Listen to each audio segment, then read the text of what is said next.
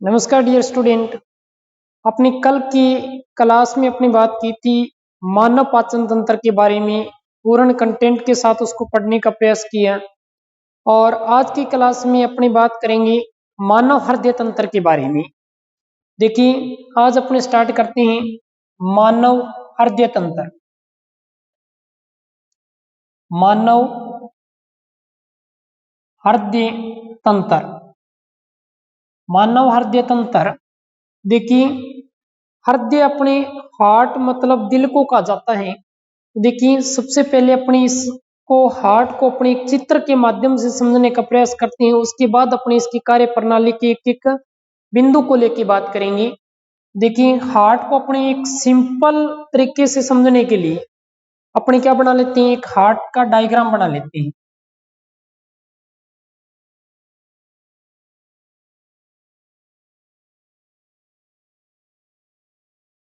Okay बन गयो बेटा, दिल बन गयो। क्या बन गयो? दिल बन गयो। ठीक है, वो वही दिल है जो को गाना में सुनो नहीं, दिल दीवाने का डोला दिलदार के लिए, वो वही दिल है। समझा की बात? लोग तो तीर टपा के छोड़ दे, लेकिन अपन तीर कौन टपाणु, अपन मानव हृदय तंत्र पढ़नु है। समझा की बात है? तो अब देखो बेटा, मानव हृदय तंत्र की बात करा तो ये अपना क्या होता है, हार्ट होता है। और ये हार्ट जो हृदय है वह कितने भागों के अंदर विभाजित होता है? दो भागों में विभाजित होता है। और दो भागों में विभाजित करने वाली रेखा क्या कहलाती है? इसे कहा जाता है विभज्योतक। क्या कहते हैं? विभज्योतक कहा जाता है। क्या कहते हैं? विभज्योतक कहा जाता है, जो हृदय को दो भागों में बांटती है। और इधर वाला भाग कौन सा भाग हो जाएगा? बायां भाग। कौन सा भाग हो जाएगा? बायां भाग। और इधर वाला भाग क्या कहलाएगा? दायां भाग कहलाएगा। क्या कहलाएगा? दायां भाग। समझा गई बात?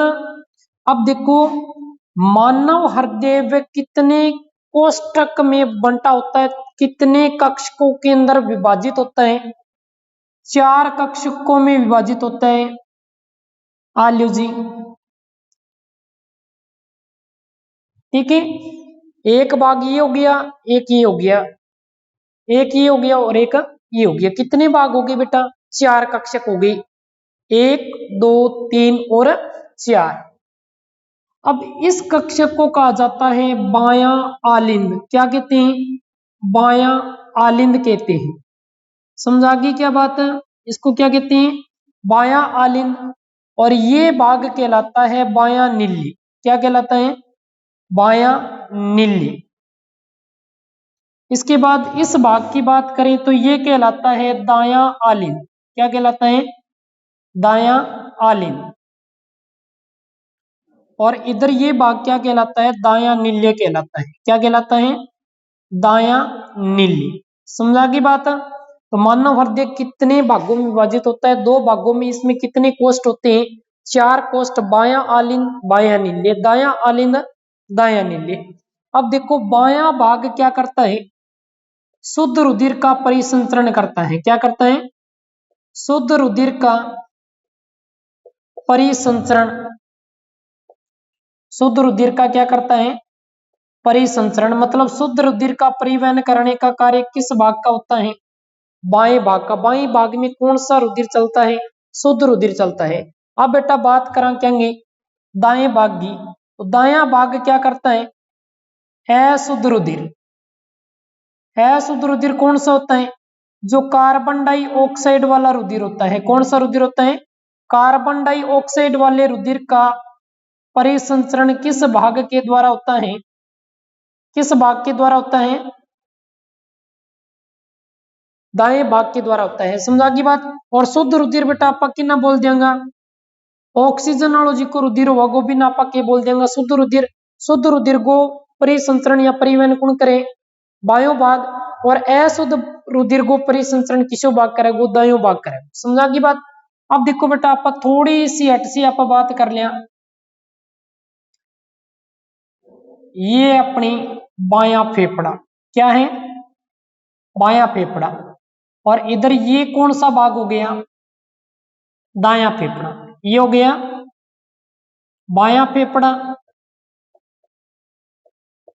बायां फेफड़ा, और इधर वाला ये भाग हो गया दायां फेफड़ा, जो श्वसन की प्रक्रिया में अपनी क्या करते हैं, सहायता करते हैं।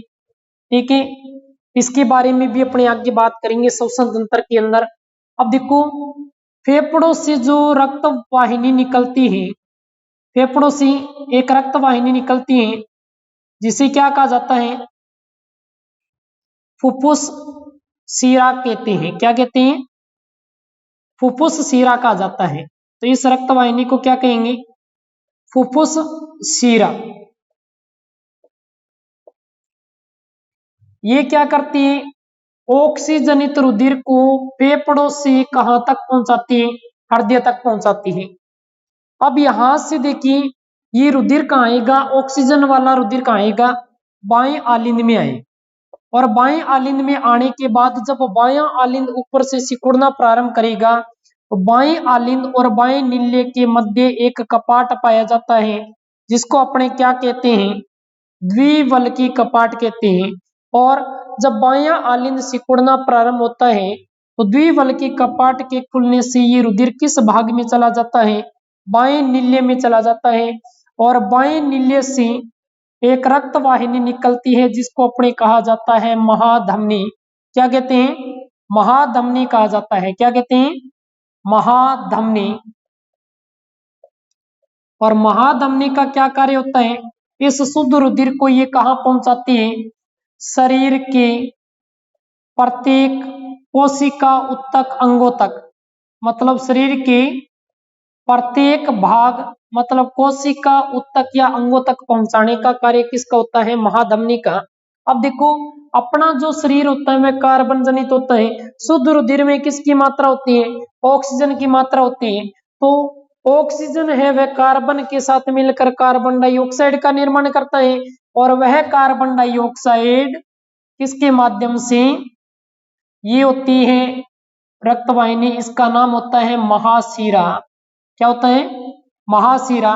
तो महाशिरा के माध्यम से जो कार्बन डाइऑक्साइड वाला रुधिर है, कौन सा रुधिर है, कार्बन डाइऑक्साइड वाला रुधिर, जिसको अपने अशुद्ध रुधिर या विऑक्सीजनित रुधिर कहते हैं, ये कहाँ आता है, बाएं आलिंद में पहुंचता है। और जब बायां आलिंद सिकुड़ना प्रारंभ करता है, तो बाएं आलिंद और बाएं नीले के बीच एक कपाट पाया जाता है जिसे कहते हैं त्रिवल्की कपाट। और त्रिवल्की कपाट खुलने से ये रुधिर कहाँ चला जाएगा, दाएं नीले में चला जाता है। और दाएं नीले से एक रक्त वाहिनी जुड़ी होती है जो फेफड़ों तक जाती है, और इसको कहा जाता है फुफ्फुस धमनी। इसको क्या कहते हैं, फुफ्फुसीय धमनी कहा जाता है। क्या कहते हैं, फुफ्फुस धमनी कहा जाता है। और फुफ्फुस धमनी का क्या कार्य होता है, कार्बन डाइऑक्साइड वाले रुधिर को हृदय से फेफड़ों तक पहुंचाना का कार्य कौन करती है, फुफ्फुसीय धमनी करती है। समझा की बात। तो इस प्रकार से ये रुधिर की परिसंचरण करने की कार्य प्रणाली होती है किसकी, मानव हृदय की। अब देखो बेटा, अब अपने एक एक भाग के बारे में बात करते हैं। तो मानव हृदय तंत्र की बात करें तो मानव हृदय तंत्र किस प्रकार का अंग है, यह एक बंद मुट्ठी के आकार का कैसा अंग होता है, बंद मुट्ठी के आकार का पेशीय अंग होता है। कैसा अंग होता है, बंद मुट्ठी के आकार का पेशीय अंग होता है। जैसे देखो, ये बंद मुट्ठी है, बंद मुट्ठी में देखो ये विभज्योतक हो गया, ये वाला भाग जो हृदय को दो भागों में बांट रहा है, इधर वाला बायां भाग, इधर वाला दायां भाग। समझा की बात। तो इस प्रकार से ये बंद मुट्ठी के आकार का कैसा अंग होता है, पेशीय अंग होता है। और इसके अंदर कितने कोष्ठ पाए जाते हैं, मानव हृदय में 4 कोष्ठ पाए जाते हैं। कितने कोष्ठ पाए जाते हैं, 4 कोष्ठ पाए जाते हैं। कौन कौन से, एक तो होता है बायां आलिंद, और एक होता है बायां नीले, बायां आलिंद और बायां नीले, और एक होता है दायां आलिंद और एक होता है दायां नीले, दायां आलिंद और दायां नीले। मानव हृदय में कितने कोष्ठ पाए जाते हैं, 4 कोष्ठ, बायां आलिंद, बायां नीले, दायां आलिंद, दायां नीले। टोटल कितने कोष्ठ होते हैं, 4 कोष्ठ होते हैं। अब देखो बाएं आलिंद और बायां नील्य क्या कार्य करता है? ऑक्सीजनित रुधिर मतलब शुद्ध रुधिर को, शुद्ध रुधिर का परिसंचरण किस भाग के द्वारा होता है? बाएं आलिंद व बाएं नील्य के द्वारा होता है। और दाएं आलिंद और दाएं नील्य का क्या कार्य होता है? अशुद्ध रुधिर का परिसंचरण करता है। किसका परिसंचरण करता है? अशुद्ध रुधिर का परिसंचरण किसके द्वारा होता है? दाएं आलिंद और दाएं नील्य मतलब दाएं भाग के द्वारा होता है। समझा गई बात? तो देखो अब इसके अंदर अपनी बात करते हैं। एक तो रक्त वाहिनी होती है धमनी और एक होती है शिरा। धमनी का क्या कार्य होता है? शुद्ध रुधिर का परिसंचरण करने का। शुद्ध रुधिर का परिसंचरण कौन करती है? धमनी रक्तवाहिनी करती है। और शिरा का क्या कार्य होता है? अशुद्ध रुधिर का परिसंचरण करने का कार्य होता है। अशुद्ध रुधिर का परिसंचरण कौन सी रक्तवाहिनी करती है? शिरा करती है। अब देखो इसके अंदर अगर अपनी बात करें तो इसका धमनी का जो अपवाद है वह कौन सा है? पल्मोनेरी धमनी। पल्मोनेरी धमनी जो इसका एक अपवाद है, जिसको अपनी क्या कहते हैं? फुफ्फुस धमनी भी कहा जाता है। और फुफ्फुस धमनी के अंदर अशुद्ध रुधिर का क्या होता है? परिसंचरण होता है। जबकि धमनी का क्या कार्य होता है? शुद्ध रुधिर का परिसंचरण करना। इसी प्रकार शिरा क्या करती है? अशुद्ध रुधिर का परिसंचरण करती है। लेकिन इसका अपवाद क्या है? इसका अपवाद है पल्मोनेरी शिरा। क्या है?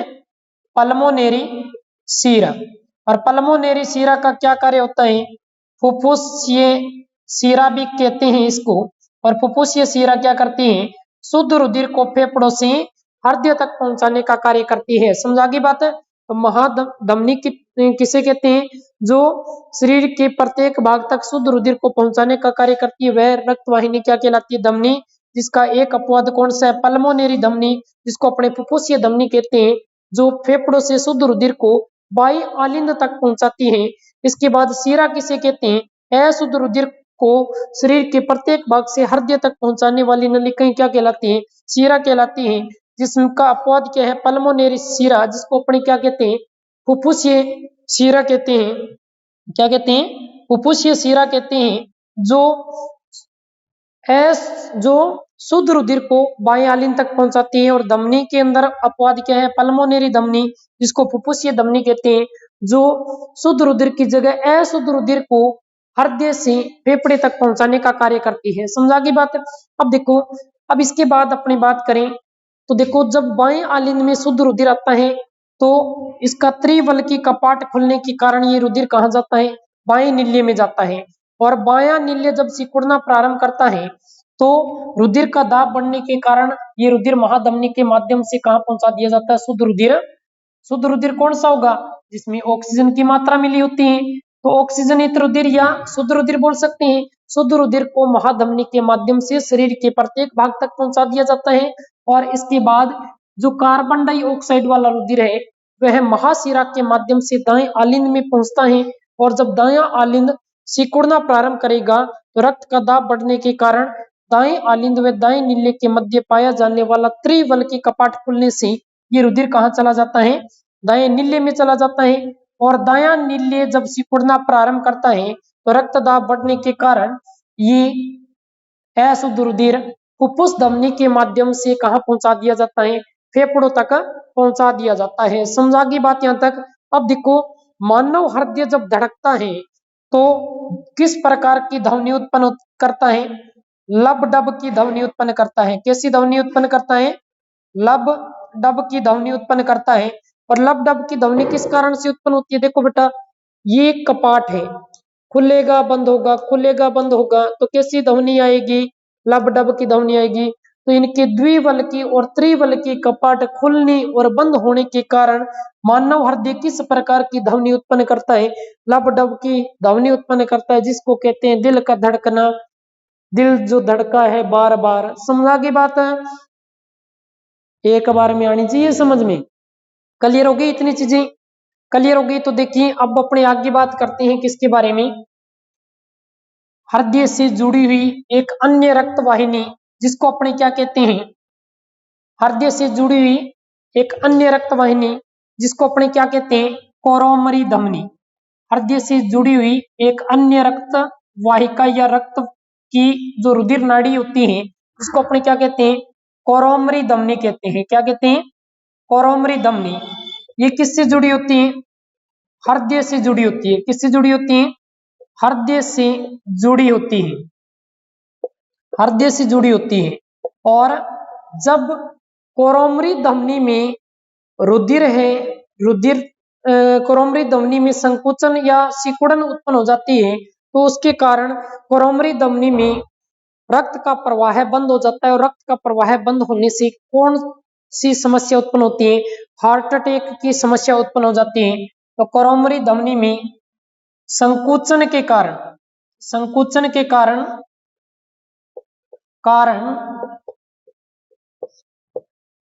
रुधिर गति रुकने से, रुधिर गति रुकने से क्या आ जाता है, हार्ट अटैक आ जाता है। क्या आ जाता है, हार्ट अटैक आता है। समझ आ गई बात है। हार्ट अटैक किस कारण से आता है, जब हृदय से जुड़ी हुई जो कोरोमरी धमनी होती है, कोरोमरी नाड़ी होती है, उसमें जब रुधिर का प्रवाह रुक जाता है तो रुधिर का प्रवाह रुकने से क्या आ जाता है, हार्ट अटैक, या इसको अपने क्या कहते हैं, हृदयाघात कहते हैं। मतलब हार्ट अटैक आ जाता है या हार्ट फेल हो जाता है जिसको अपने हृदयाघात कहते हैं। किसके कारण होता है, कोरोमरी धमनी में रक्त की प्रवाह में रुकावट होने के कारण क्या होता है, हार्ट अटैक आ जाता है। समझा गई बात। अब देखो, मानव हृदय, मानव हृदय 1 मिनट में कितनी बार धड़कता है, मानव हृदय 1 मिनट में कितनी बार धड़कता है, 72 बार धड़कता है। कितनी बार धड़कता है, 72 बार धड़कता है। तो देखो 1 मिनट में 72 बार धड़के, जबकि भ्रूण अवस्था में, जबकि भ्रूण अवस्था में जो हृदय है वह 1 मिनट में कितनी बार धड़कता है। जब भ्रूण अवस्था में होता है तो उस समय हृदय कितनी बार धड़कता है, भ्रूण अवस्था में बालक का 150 बार धड़कता है 1 मिनट में। कितनी बार धड़कता है, 150 बार धड़कता है। और जो अगर अपने बात की जाए कि मानव हृदय वे एक बार धड़कने में कितने मिलीलीटर रक्त का पंपन करता है, तो मानव हृदय, मानव हृदय एक बार धड़कने में, एक बार धड़कने में कितने रक्त का पंपन करता है, 70 मिलीलीटर, 70 मिलीलीटर रक्त का पंपन करता है, रक्त का पंपन करता है। समझा की बात। अगर मानव हृदय एक बार धड़कता है तो कितने मिलीलीटर रक्त का पंपन करता है, 70 मिलीलीटर रक्त का पंपन करता है। अब देखो, हृदय के कारण जो रक्तदाब की स्थिति उत्पन्न होती है, तो बेटा रक्तदाब कितने प्रकार का होता है, 2 प्रकार का। रक्तदाब किसे कहते हैं, रुधिर वाहिनियों में संकुचन या शिथिलन के कारण उत्पन्न होने वाला जो दाब होता है, रक्त वाहिनियों में आंतरिक भित्ति पर संकुचन या शिथिलन के कारण उत्पन्न होने वाला दाब क्या कहलाता है, रक्तदाब कहलाता है। जिसे अपने क्या कहते हैं, सिस्टोलिक, सिस्टोलिक रक्तदाब कहते हैं। और एक रक्तदाब होता है जिसको अपने क्या कहते हैं, डायस्टोलिक रक्तदाब कहते हैं। सिस्टोलिक रक्तदाब को अपने संकुचन भी बोल सकते हैं, संकुचन रक्तदाब, और इसको क्या बोल सकते हैं, शिथिलन रक्तदाब। तो संकुचन रक्तदाब कितना होना चाहिए, 120 mm प्रति मिलीलीटर क्यूब, और शिथिलन दाब कितना होना चाहिए, 80 mm प्रति मिलीलीटर क्यूब। तो रक्तदाब की जो सीमा होती है वो कितनी होती है, 120 से 80, 120/80। तो रक्तदाब कितने प्रकार का होता है, 2 प्रकार का, सिस्टोलिक या संकुचन, दूसरा डायस्टोलिक या शिथिलन। सिस्टोलिक मतलब संकुचन के कारण रक्त वाहिकाओं में लगने वाला दाब कितना होना चाहिए? स्वस्थ मनुष्य का 120 mm प्रति मिलीलीटर क्यूब। और डायस्टोलिक मतलब शिथिलन, जब रक्त वाहिकाओं में रक्त के प्रवाह में रुकावट उत्पन्न हो जाती है तो उसके कारण जो रक्त दाब उत्पन्न होगा उसको डायस्टोलिक दाब कहते हैं। और ये कितना होना चाहिए? 80 mm प्रति मिलीलीटर क्यूब होना चाहिए। तो रक्त दाब कितना होगा स्वस्थ मनुष्य का? 120/80। और रक्त दाब को मापने वाला यंत्र, रक्त दाब को मापन करने वाला यंत्र क्या कहलाता है? रक्त दाब, चिकन आप ब्लड प्रेशर बोल दें। रक्त दाब को मापने वाला यंत्र, मापने वाला यंत्र क्या कहलाता है? इसको कहते हैं रक्तचाप मापी। क्या कहते हैं? रक्तचाप मापी, या इसका दूसरा नाम है जो है स्पाइगनो मैनोमीटर। इसको क्या कहते हैं? रक्तचाप मापी या स्पाइगनो मैनोमीटर कहा जाता है। तो रक्तदाब को मापने वाला यंत्र क्या कहलाता है? रक्तचाप मापी या स्पाइगनो मैनोमीटर कहलाता है। समझा गई बात यहाँ तक? मानव हृदय 1 मिनट में कितनी बार धड़कता है? 72 बार। और भ्रूण अवस्था में हृदय 1 मिनट में कितनी बार धड़कता है? 150 बार। और मानव हृदय एक बार धड़कने में कितने मिलीलीटर रक्त का पंपन करता है? 70 मिलीलीटर रक्त का पंपन करता है। और रक्तदाब कितने प्रकार का होता है? 2 प्रकार का। सिस्टोलिक या संकुचन, मतलब नाड़ी के सिकुड़ने के कारण जो रक्त वाहिकाओं के मध्य उत्पन्न रक्त वाहिकाओं की भित्ति पर लगने वाला दाब वह क्या कहलाता है? सिस्टोलिक या संकुचन दाब, जो स्वस्थ मनुष्य में कितना होना चाहिए? 120 mm प्रति मिलीलीटर क्यूब। और इसके बाद डायस्टोलिक या शिथिलन दाब, तो मतलब जब रक्त वाहिकाओं में रक्त का प्रवाह रुक जाता है तो उसके कारण जो रक्त दाब उत्पन्न होता है वह क्या कहलाता है? डायस्टोलिक या शिथिलन दाब कहलाता है, जो कितना होना चाहिए? 80 mm प्रति मिलीलीटर क्यूब। तो एक स्वस्थ मनुष्य के रक्त दाब की सीमा क्या होनी चाहिए? 120/80। और रक्त दाब को मापने वाला यंत्र क्या कहलाता है? रक्तचाप मापी, या इसे कहा जाता है स्पाइगनो मैनोमीटर कहा जाता है। समझा गई बात? अब देखो, मानव हृदय वह 1 मिनट में 72 बार धड़कता है। तो एक बार धड़कने में कितना समय लेता है? मानव हृदय एक बार धड़कने में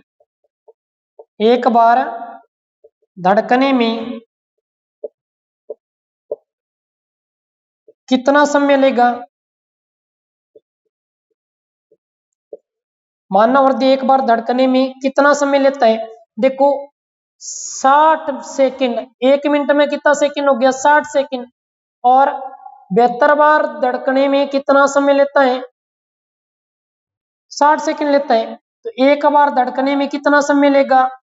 60/72।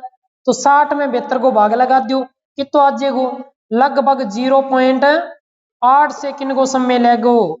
मानव हृदय एक बार धड़कने में कितना समय लेता है? 0.8 सेकंड का समय लेता है। समझा गई बात? तो इस प्रकार से मानव हृदय वह रुधिर का क्या करता है? पंपन करता है। कि इसके अंदर कितने भाग पाए जाते हैं? 2 भाग, बायां भाग और दायां भाग। बाएं भाग के द्वारा ऑक्सीजन वाला रुधिर है वह शरीर के प्रत्येक भाग तक पहुंचाया जाता है। और दाएं भाग के द्वारा जो कार्बन डाइऑक्साइड वाला रुधिर है वह शरीर के प्रत्येक भाग से हृदय तक, और हृदय से आगे कहां तक पहुंचाया जाता है? फेफड़ों तक पहुंचाया जाता है। अब अपनी बात कर लेते हैं, मानव हृदय के द्वारा जो रुधिर का परिसंचरण और पंपन होता है वह मार्ग किस प्रकार से रहता है? तो उस मार्ग के बारे में बात करते हैं। देखो, सबसे पहले अपनी बात करें तो देखिए, मानव हृदय में सबसे पहले जो रुधिर है वह कहां से जाएगा? फेफड़ों से कहां जाएगा? बाएं आलिंद में। तो इसमें जो रुधिर परिसंचरण का जो मार्ग रहता है वह क्या किस प्रकार का रहेगा? रुधिर परिसंचरण का मार्ग कैसा रहेगा? सबसे पहले फेफड़े से रुधिर कहां जाएगा? हृदय में। तो सबसे पहले फेफड़ा, फेफड़े से रुधिर कहां जाएगा? फुफ्फुस शिरा, फुफ्फुस शिरा के माध्यम से कहां जाएगा? बाएं आलिंद में। कहां जाएगा? बाएं आलिंद में। और बाएं आलिंद से किस में जाता है? बाएं आलिंद के बाद द्विवल्की कपाट खुलने के बाद रुधिर कहां जाएगा? बाएं नीले में। कहां जाएगा? बाएं नीले में। और बाएं नीले के संकुचन के दौरान महाधमनी के माध्यम से कहाँ पहुंचाया जाता है? बाएं नीले से कहाँ जाएगा? महाधमनी में। और महाधमनी के बाद रुधिर कहाँ पहुंचाया जाता है? महाधमनी के माध्यम से शरीर की प्रत्येक कोशिका, प्रत्येक उत्तक प्रत्येक कोशिका तक पहुंचाया जाता है। और प्रत्येक कोशिका के बाद पहुंचने के बाद ये कार्बन के साथ अभिक्रिया कर कार्बन डाइऑक्साइड का निर्माण करेगा, जहां से महाशिरा के माध्यम से कहाँ आएगा? कोशिका के बाद महाशिरा, महाशिरा से कहाँ आएगा? कोशिका के बाद अपनी बात करेंगे प्रत्येक अंग से महाशिरा, महाशिरा में जाएगा। और महाशिरा अशुद्ध रुधिर को कहाँ पहुंचाएगी? दाएं आलिंद में पहुंचाएगी। तो महाशिरा से कहाँ आएगा? दाएं आलिंद में आएगा। और दाएं आलिंद के सिकुड़ने के दौरान त्रिबल की कपाट खुलेगा, और त्रिबल की कपाट खुलते ये रुधिर, अशुद्ध रुधिर कहाँ जाएगा? दाएं नीले में। तो दाएं आलिंद से कहाँ जाएगा? दाएं नीले में जाएगा। और दाएं नीले के सिकुड़ने से जो रुधिर है वह फुफ्फुसीय धमनी के माध्यम से कहाँ पहुंचाया जाता है? फेफड़ों तक। तो फुफ्फुसीय धमनी के माध्यम से कहाँ पहुंचाया जाता है? फेफड़ों तक। और फेफड़ों से वापिस यही क्रम वापिस क्या हो जाएगा? प्रारंभ हो जाएगा। तो ये रक्त के परिसंचरण का मार्ग रहता है हृदय में। समझा गई बात? अब पूछ लिया जाता है महाधमनी और महाशिरा में किस में रुधिर का दाब अधिक होता है? महाधमनी और महाशिरा दोनों में से किस में रुधिर का दाब अधिक होता है? तो महाधमनी में रुधिर का दाब क्या होता है? अधिक होता है। रुधिर का दाब क्या होता है? अधिक होता है। और महाशिरा में रुधिर का दाब क्या होता है? रक्तदाब कम रहता है। महाशिरा का रक्तदाब क्या होता है? कम होता है। महाधमनी का रक्तदाब क्या होता है? अधिक होता है। अब देखो, अब अपने बात करते हैं मानव हृदय का वजन। मानव हृदय का वजन, तो मानव हृदय का वजन बेटा कितना होता है? लगभग 250 से 300 ग्राम होता है। कितना होता है? 250 से 300 ग्राम होता है। समझा गई बात? ये था अपना मानव हृदय, और इसके बारे में मैंने आपको पूर्ण कंटेंट के साथ इसको बताने का प्रयास किया। कैसा लगा आपको ये वीडियो? कमेंट में जरूर बताएं। ठीक है, अब अपने इसके बारे में इसके बाद अपने बात करेंगे नेक्स्ट वीडियो क्लास के अंदर जो मानव श्वसन तंत्र है, मानव श्वसन तंत्र के बारे में। तब तक के लिए जय हिंद, जय भारत।